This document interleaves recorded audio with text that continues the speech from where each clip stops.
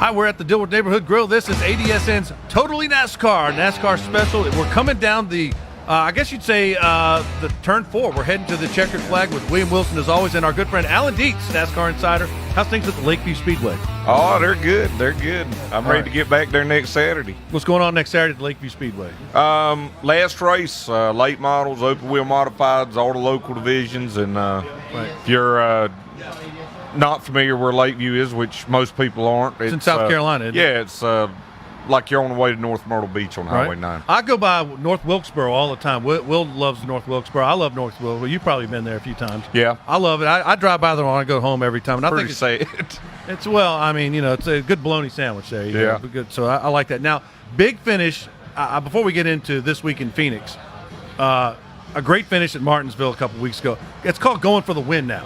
And I think Joey Lagano said, I'm going for the win. Keselowski's like, I'm going for the win. I don't care if I'm in the chase or the playoffs. I'm going to go for the win. But Logano's like, I'm trying to get in the last race in Miami. So it's all bets are off. Teammates are teammates up until the last 10, I think.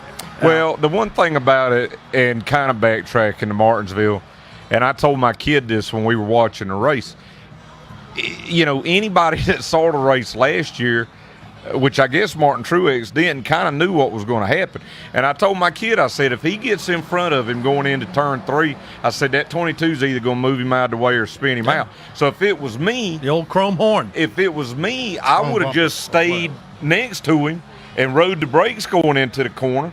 And he could have turned down on him, coming out of turn 4, but still chances are the 78 would have finished ahead of him. So I don't think it was very smart of Martin Truex, and I'll be honest with you, of all of those guys going into Homestead, Joey Lagano may be the last one you'd want there, because I don't think he'll take any prisoners, whereas some of the other guys may race you a little bit cleaner.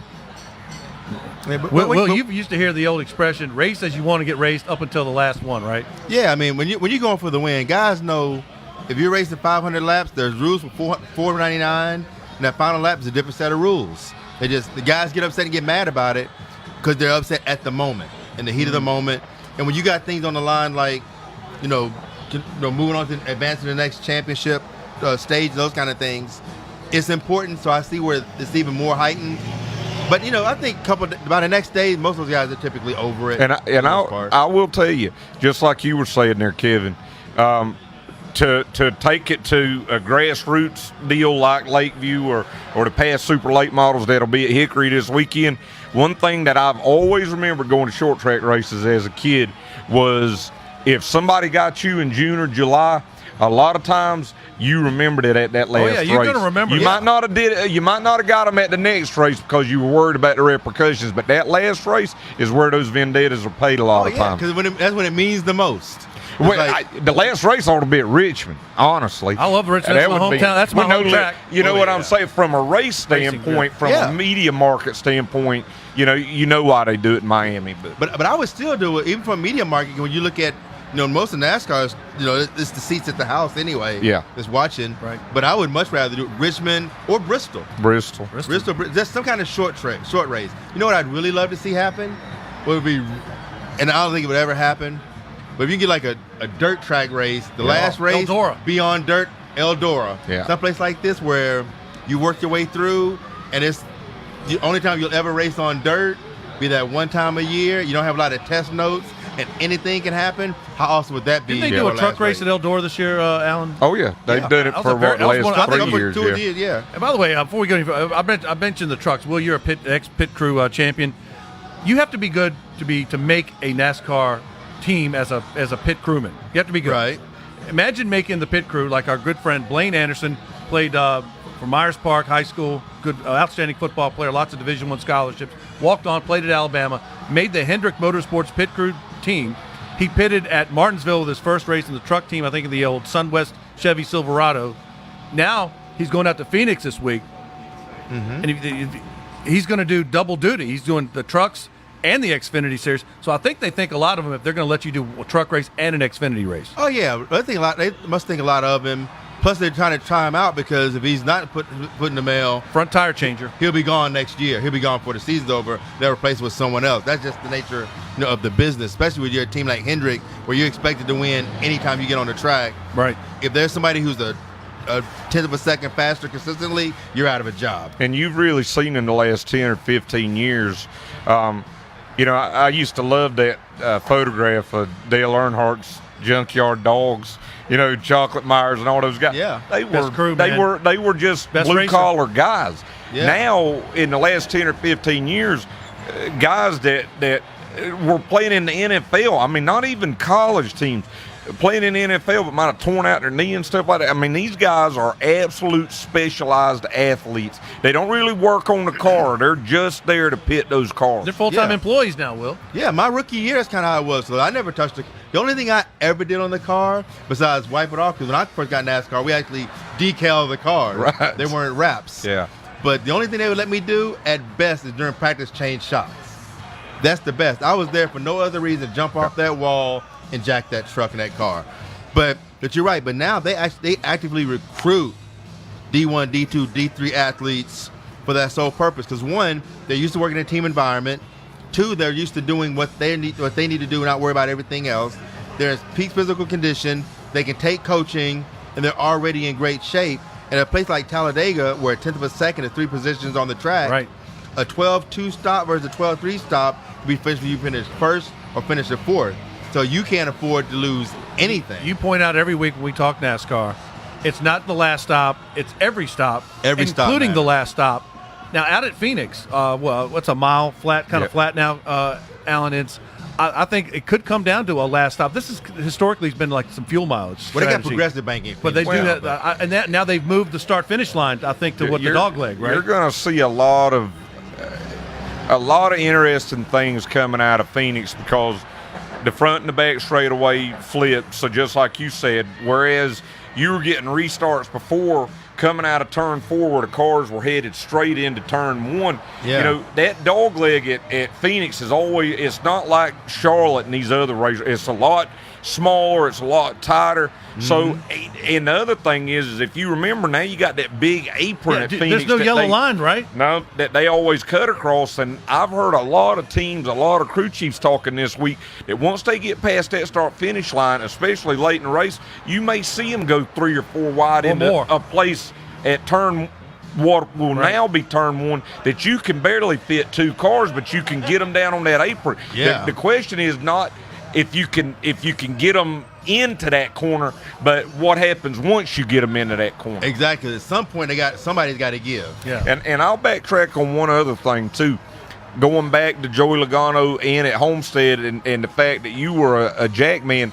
You remember in 2014, Joey Lagano was set up to win the championship, and that car fell off those jacks. And I can tell They you, needed William Wilson.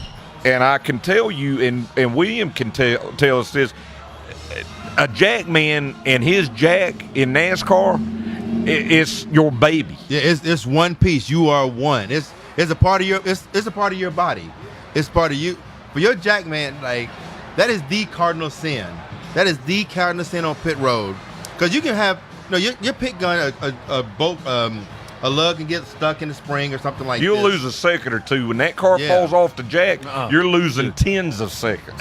Exactly. I mean, it's going to be 10 positions, yeah, at least. Or at more, best. It yeah. could be, especially depending if it drops, because especially depending on which side you're on. If you're on the left side, driver's side, on a 4-tire stop, as soon as that tire drops, the driver takes off. Yep. He doesn't Yeah. pay attention to anything else. The tar, he hits the gas. So if you drop too quick then before you're ready, and that tire slips, he may take off and both tires fall off the car. Now- you may be out of the race. Kevin Harvick, illegal or some type of a improperly modified spoiler cost. Illegal, okay. Improperly modified. If he got penalized, it was illegal. 25 points, and I believe his crew chief and car chief both suspended for this race and the last race. 25 points means he's not guaranteed to be in the Homestead lap. So it's Logano's in, and I guess the top three now. Kyle Busch is pretty safe in. What I guess it came out today, but with some friends I was texting with, basically with the spoiler, like so many things in NASCAR now, there is a sole supplier. And apparently they went out. I don't know if they fabricated it. I don't know what they did, but they did not get that spoiler from that sole vendor. supplier. So that's the first thing. The second thing is you basically were going into Phoenix with one car having the opportunity to get in there. You had Harvick locked in, you had Lagano locked in. Kyle Busch was more or less going to point his way in. So and Truex was in pretty good shape. All of that's changed now. Will's buddy Kurt Busch now is looking like he's got a better shot of getting in. Yeah, he's only 3 points out now, I think, now. Behind Harvick. Of course, if he wins, he's in. Yeah. Well, anybody, if you win, you're in. Of like those said, 8. Winning but cures anything. Harvick has won, I think, 9 times out at Phoenix. So, I mean, I'd have to say, especially with him agitated, with losing some points, I think he's racing to win, and he's going checkers of records. Yeah, and I don't see him. I don't see Kurt being able, even if they run well. Kevin's just been running so well all season. I don't see Kurt especially going to that racetrack. Yeah, I don't see Kurt being able to be 3 positions ahead of him unless Kevin wrecks. Or if there was, and we're setting it up for it not to happen. Exactly. But if there was any racetrack that Kevin Harvick wanted to go to, having to win to get to Homestead, it's Phoenix. Yep. All right, we're going to take a break, and we're going to come back with more ADSN Totally NASCAR right here at the Dilworth Neighborhood Grill.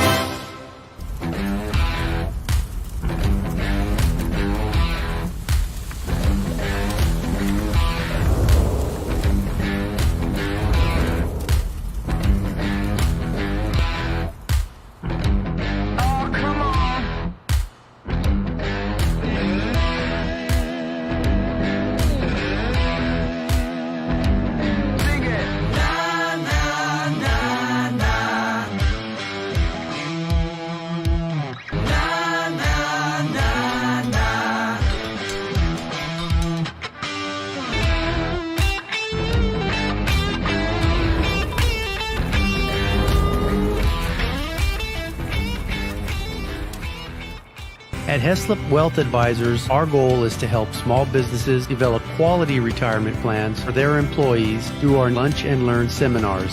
We provide lunch and learning tools to help your company succeed and unmatched customer service. Welcome back to ADSN. We're our NASCAR special with Alan Dietz and William Wilson, and we're here at the Dilworth Neighborhood Grill. And food. We got some wings here. Looks like I got here just in time. You did, Al. You're on the lead lap, Alan. That's right. Hell, I mean, I got a lap back. You got the lucky dog. Yeah, that's right. We got the lucky dog. We got a little pizza here. We're all on the lead lap now. Nobody's down a lap now. Nobody's behind the wall. We're here at the Dilworth Neighborhood Grill, and it's not one of those chicken pizzas. Yes, this is good old regular, good old. I like the homeboy pizza. Bacon, man. Could be some Razorback in there for all we know. There's some hog in there. Yeah, right on. Pepperoni and we sausage and. It's gonna be on and popping. I thought the commercial that they were running, but while we were doing the break, the Dilworth Neighborhood Grill commercial, the food looked good. Yeah, it looks just as good in real life as it does in person. I mean, look at that drumstick. Caramelized. That looks like a chicken leg. That doesn't look like a wing. That's big, man. These big chickens. What do you think about? How about some predictions for Phoenix? You can't go against Kevin Harvick, but the thing is, the equalizer is win and you're in if you're one of those top guys that's still alive. Kurt Busch wants to get in. Kyle Busch wants to get in. Truex wants to get in. Harvick is mad because he got docked. He should have been in. So, I mean, those are the guys I'm looking at. Or there could be. Is there anybody else? Well, I think those guys. I heard Todd Gordon. I actually was eavesdropping on a conversation that he was having with somebody a couple of days ago. Nothing top secret or anything like that. But he worked for the NSA from now, those kind of credentials. But he said that he wouldn't be surprised if Elliott surprised some people. Chase Elliott is I'm sorry I didn't mention Chase Elliott because he's been running strong. But he's got to win. He's got to win. It's checkers and records for Chase. Almirola, those guys, they've got to win.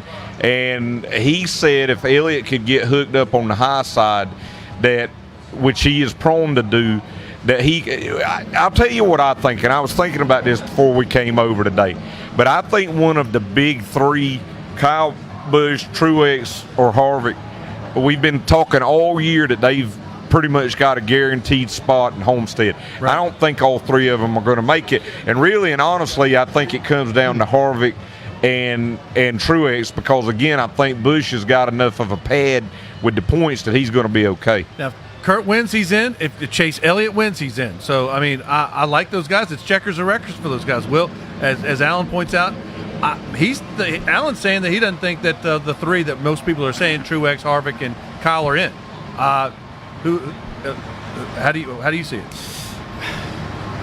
I tell you got a whole new pack of people with even more motivation.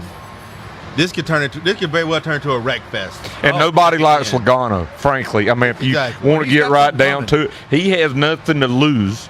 Yeah. But these other guys have everything to gain. Kyle Busch would love to wreck him. Yeah, he had nothing to lose and no friends. Right. Even at home, Penske has no friends. Right. So if it comes down to him and anybody else, when they get to him.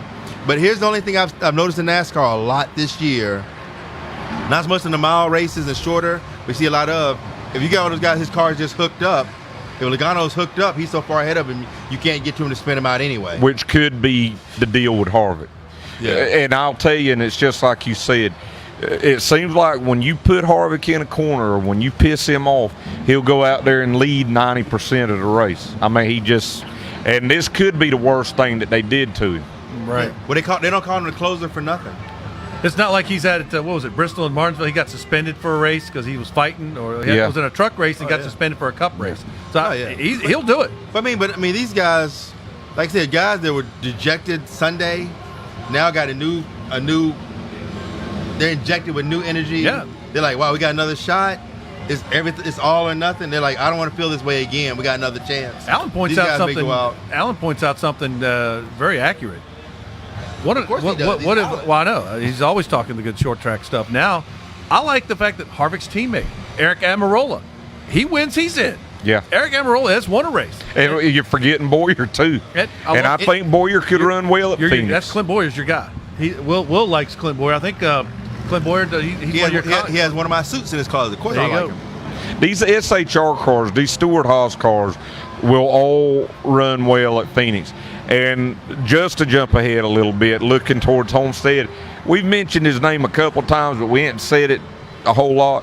Kyle Busch is going to be tough at Homestead. Joe Gibbs Racing is pretty good there at Phoenix too. He came this close last year to winning a championship. He could almost touch Truex's car at the end of that race, and that's another guy you don't want to have motivated. I think you're going to have 2 or 3 guys, maybe all 4 of them going into Homestead that are really the guys that you would want to put there if you were picking a team of drivers to go to Homestead to race for the championship. Yep, but I can see at least 2 of them wrecking each other out. At Homestead? No, Phoenix. Yeah. To get to Homestead, I can see they're going to want it so bad. It's like, hey, absolutely. Phoenix doesn't matter if Miami doesn't matter if we don't win here. Yeah, that's right. And I see them throwing caution to the wind. It may end up if the car. My only prayer is that the cars are all competitive and there's parity, so they're close enough for this to happen. But if it does, this could end up being almost like an all-star race, the final stage of an all-star race, then where checkers a record. And that track change is going to play right into what Williams said. Do not underestimate how, like at Darlington, that didn't make that big a difference. Right. They just you just flipped it. The parts of Darlington that were tough were always tough. Right. It's going to change Phoenix on these restarts. Now at that point, Alan, Kevin Harvick's won 9 times at Phoenix, but that was under the previous configuration. So now with 9 wins, does that go out the window? No, because the track, the only thing that goes out the window is, again, if you get into a situation there at the end of the race and say he's led all but 25 laps and a caution comes out, then all bets are off. I don't care how good he's been. I don't care. But that change on those restarts going into turn 1 is going to be huge. And by the time these guys have been racing, 2-3 hours, they've got their rhythm down now. Right. So the things you're talking about may be a factor. Well, actually, there'll be so much practice and stuff, they won't matter to them anyway. Because on the track, your marks are the same. Marks are the same. Your marks are the same. Getting on the pit road, off of pit road, that but pit road's different. That's what I'm saying. So being on and off pit road is going to be different. Yeah. So once they get that down, but they're going to have enough practice time, qualifying time. They'll have enough time to get used to that. And then by the time they get to the end of the race, they'll have been in that rhythm anyway. You ever been pitting at a race where pit road's different from one race to the next? Have you ever went to any race like that? Different from one like you just, the pit road flip is different. The track. Yeah, well, I mean, not really, because the configuration has always been the same for us, except Watkins Glen, where you pit on the other side. Right. But aside from that, it's pretty much all the same. But even then, after your first pit stop, you're like, okay, this is the rhythm. This is what you do, because everything looks normal because everyone's doing the same thing. One thing with Phoenix though is, again, you're going from all the pits being on a perfect straightaway to now They'll be on a curve, they're yeah. going to be on a curve. So you're going to have some blind corners where it may be, you may have a car coming out of the pits and a guy coming in, where things are going to be a little bit more tricky than they were before. A guy could sustain some chassis damage in the pits now, Will. Well, that's always been it's probably more possible now. Yeah, that's always been a risk anyway. But when I was on pit road, at a certain point, I tune out everything around me anyway. Once our crew chief started counting down at 5, I stopped listening. I stopped looking at anything. I'm all zoned in. The only thing I see is my pit box. Mm-hmm. And at 3, I set. At 2, I push. So at 1, I'm taking off. Right. So all the other stuff, we could be pitting on a circle. I'm not paying attention. I've tuned everything else out by that time. I'm not tuning that out. But I'm trusting my crew chief and his numbers. When he says 3, I'm not even looking at the car. My head may be facing this way, but I don't see it. I'm looking at my pit box, and that's all I'm paying attention to. Now, Alan, I still think. Welcome back. Yeah, there was a lady and her dog here right off camera, and you saw her dog? Yeah, she's got a nice. I didn't think you saw her dog. Yeah, I saw it all, man. I saw it all, man. You know, surprised you didn't, man. 'Cause you have good vision. I got a bad bad angle, so I didn't see. Hey, my mama's just tuned in. Hey, Mom. How's she doing? She's good. She just tuned in. Hi, Mom. That's good. She missed the first show, but she tuned in to rate. Well, that's all. My mom's out of the hospital. That's good. Well, good. She's out, and she's her car's on the lead lap. It was behind the wall for a while. It's the U.S. Foods Infinity G35 because my brother sponsors it with U.S. Foods, so that's good. Mine's unsponsored. My hood's empty right now, but I'm hoping I get a William Wilson clothing on the hood. Well, we can't all be Buckshot Jones and have no talent. Don't bring up Buckshot. Dude, you're killing me with the damn Buckshot Jones, man. I'm a Randy LaJoy guy, not Buckshot Jones. All right. Oh, Randy's my guy. I know, man. I love Randy. That's my church, guy, man. And you know who's the elector at my church? Lake Speed Jr. You told me about that. Yeah, Lake Speed Jr. is our elector at St. James Catholic here in Concord. So that's good. Always like to see. Did you know Lake Speed used to drive the Spam number 9? Remember the old Spam 9? Yeah. Mm-hmm. What did he run? He was like a USAC or a sprint car legend or go-karts. Go-karts. He won them all over the world. Yep. Imagine that. So back to the show. We're talking. We're about the only 3 people that's watching or involved in this show that know who Lake Speed is. I know. Nowadays, I used to have one of those little Lake Speed grills. Well, while they're talking Lake Speed, I want to say welcome to Derek Griffith, Praddock, Trevetti, Tiffany Kirby, True Villiers, of course my mom, True Flalaw. All right. Oh, they're in Phoenix. We were talking Phoenix, so there you go. Hey, and Derek Griffith, who's watching, is the past national championship asphalt super late model points leader going to Hickory this weekend. That's a lot of words. It's a lot of words. But congratulations. Well, you got lots of friends with the drag race and the NHRA when they come to town. You always got, because you were late one race that you were DVRing, that I ruined it for you because I told you who won before you got home. Yeah. I got a buddy of mine. We talk drag racing all the time, and as soon as he texts something, I'm like, don't tell me anything. I haven't watched the race yet. Drag racing's great, though, because you can fast forward through it, and you can watch all 4 rounds in about 30 minutes. Exactly. I didn't know he was DVRing the race, Alan, so I'm like, and you're like, thanks, man, I was DVRing the race. And he's like, Kurt had it, then he wrecked. I'm like, well, the worst is like when ESPN would do the drag races, this goes to show you how much they cared about their programming. So say the drag race came on at 9 or 10, they would put the results on the bottom scroll, because the race had got over 5 hours earlier. Yeah, I'm all for the. I think we have right here in Charlotte at the ZMAX Drag. I think it's one of the best drag strips in the circuit, if not the best. I'll give you a little trivia on that. The John Force grandstands on the side closest to I-85. Right. Yeah, those were the backstretch grandstands at Rockingham. When they put the new aluminum grandstands in at Rockingham that they used for about 3 years. That's what's going on in Rockingham these days. I don't know. They've got some new owners, and they say they're interested in having racing there again. But I'd love to see racing at the Rock again. I would love to see it too. But the thing is I really and honestly think in the next 3 or 4 years you're going to see you're definitely going to see some more short tracks. Now, does a place like Rockingham fit back into that? You know, the 1 mile throwback track. The throwback weekend at Darlington worked perfect. Right. But Rockingham, I mean, let's be honest, I love going there, but it struggled on attendance the last few years in the 90s. There was a February. The old Pop Secret 400 used to be in February. It was 20 degrees. It was 20. Yeah, it was freezing out there, man. It was. Kyle Petty was winning. You know, Johnny Benson. You'd go and all those guys. on the side where the front straightaway was, between the front straightaway and the drag strip.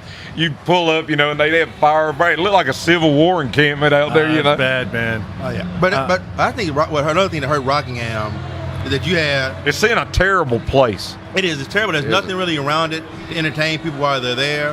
And plus, you look at logistics. If you only got, there's only so many marketing dollars that a family typically has. Right.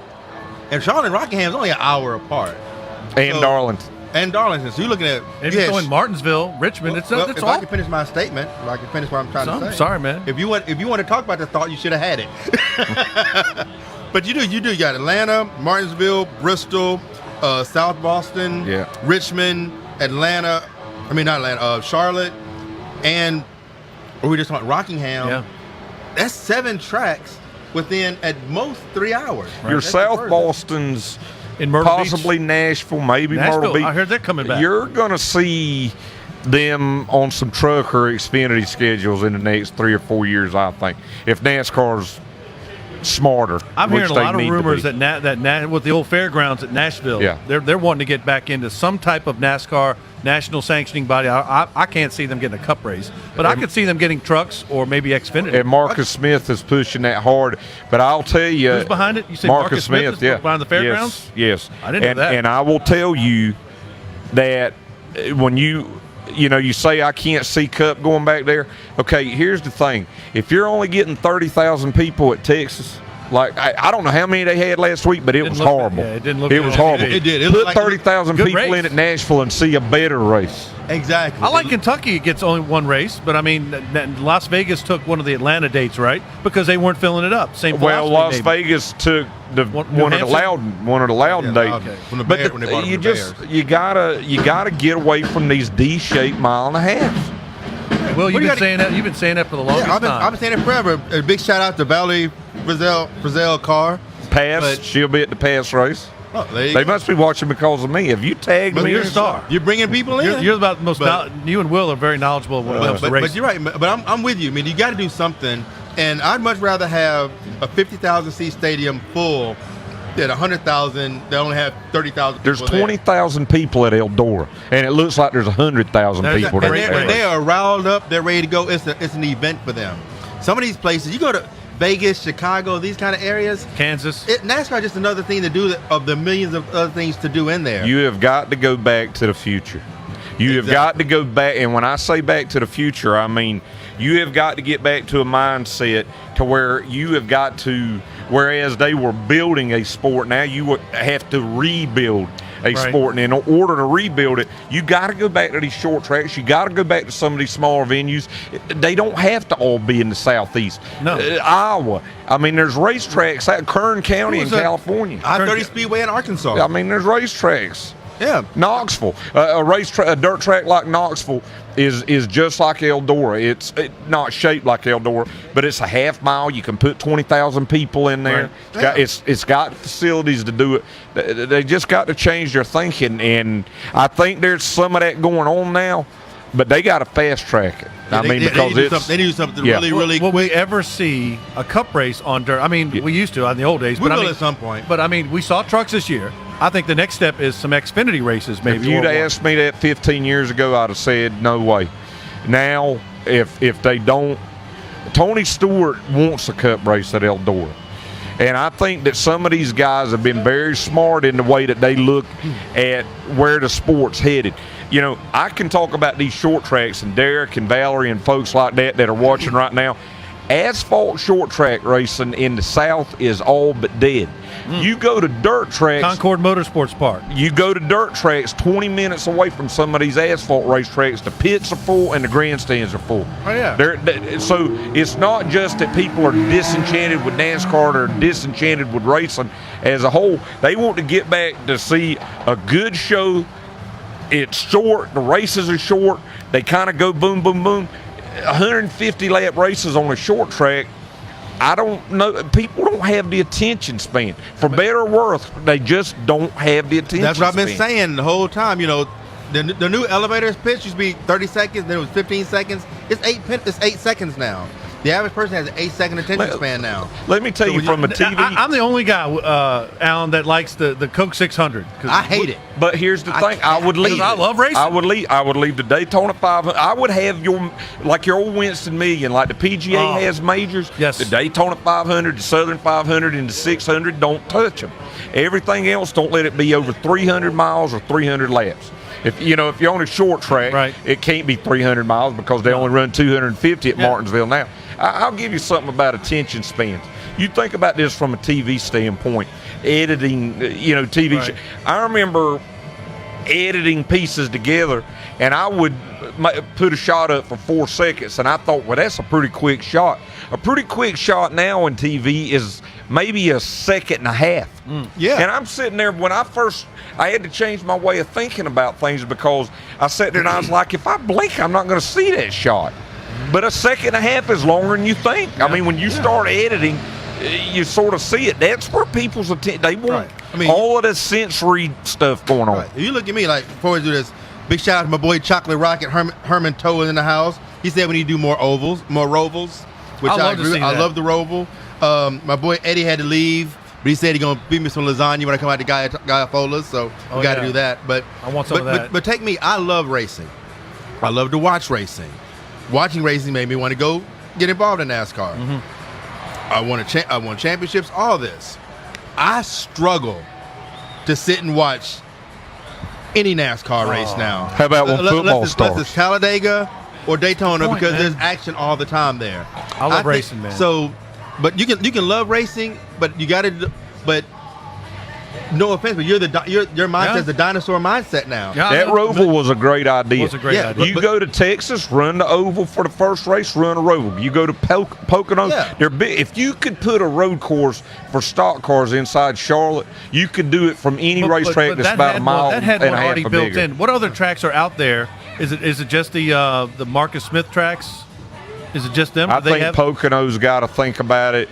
Or lose. I think they got to think about it or lose races. Charlotte had one built in. But this was a totally the one that Charlotte had built in. They didn't even use the footprint of what they used to run those sports car races on the 80s. Yeah, but I don't think you'll see people put in that, because when you look at the money involved to go in and put a track, the infrastructure involved with that, it's not worth it. It's cheap.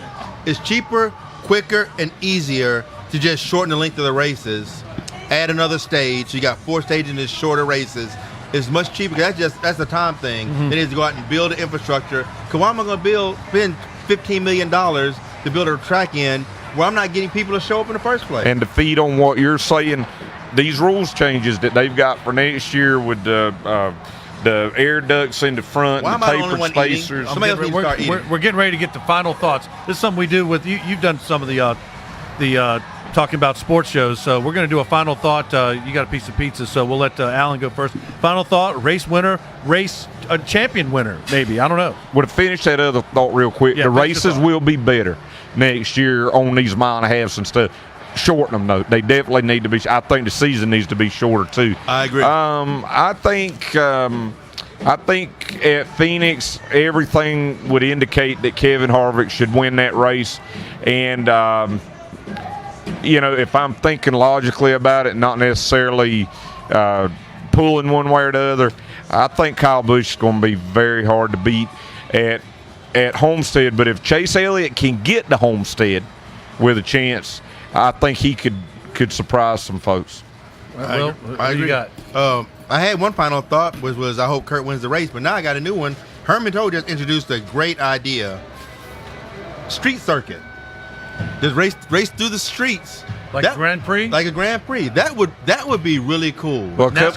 A couple of things. That Xfinity race at Montreal that they don't do now, that was more close to a street circuit. And they tested one of Joey Lagano's cars out at Surfers Paradise. So that I wouldn't be surprised if that isn't often. Because they do one of those in Fort Worth, don't they? Well, that racetrack in Austin is not a. No, I mean, but then they have there's somewhere in Texas. Well, they have a Formula One, American-based Formula One. But that's a straight-up road course. Okay. Oh, it's not a street. I'm trying to think. There's somewhere in the States where they do a street course. So wherever Detroit that is, used to do one. Maybe that's it. Yeah. The IndyCar is still doing it. Detroit, I think, in Toronto, St. Petersburg. They've got some. So we can find a place like that where they already do it. So the blueprint's already there to go along with what you were saying earlier. All right. Do that. That'd be awesome. Winner at Phoenix, overall series champion. I'm going for Kurt for Phoenix, and I don't know about the champion. I don't know. But I'll tell you next week. No, you got to have it right now. Why? Because I said so. I mean, Kevin. Well, I'm just. You're not the boss of me. Alan gave us a caveat. I'm a call. And then Kurt would be my dark horse. All right. Alan, you guys know more about NASCAR than me. I think Harvick, logically speaking, should win this week in Phoenix, and I don't know who else is going to get in. I'm gonna say it's going to be Truex and Kyle are going to be in, but I want to see Kurt get in the Final Four, because once you're in, it's like he said with Chase Elliott. If Kurt gets in the Final Four, I'll take Kurt to win it all if he gets in and there. And that is probably his last race in that 41, even if he wins the championship. The silly season's here. We got Truex going to Joe Gibbs Racing, so there you go, man. So you got Harvick and Kyle Busch with a caveat for Chase Elliott. You got Kurt and Kurt and Kurt. You're going Kurt Busch all the way. Just like my Razorbacks, all hog all the time, all Kurt all the time. I'm going Harvick to win, and I'm with you, man. Kyle Busch is my guy, Joe Gibbs Racing. So there you go. For Alan Dietz, William Wilson, I'm Kevin Casey. We're here at the Dilworth Neighborhood Grill. Thanks for watching.